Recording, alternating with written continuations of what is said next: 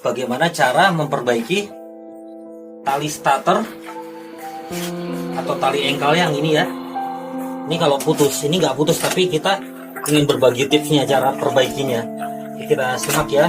Baut yang harus dibuka itu adalah di sekitar sininya. Ini kita buka bautnya. Ini ada sekitar 3 baut ya, kita buka dulu bautnya.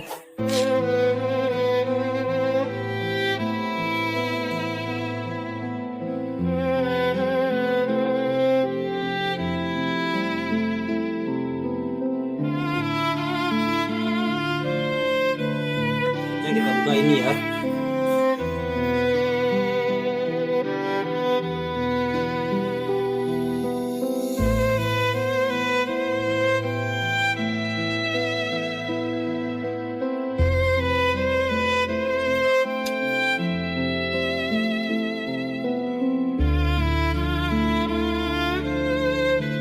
Lemnya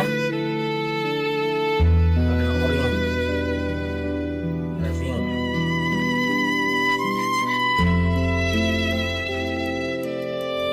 Tinggal tarik. Ini talinya. Karena kalau gimana kalau nyekat aja. Udah disediain tali. Satu udah diikat begini, satunya polos, ujungnya dibakar biar agak rapat. Masukin ke sini dulu ya.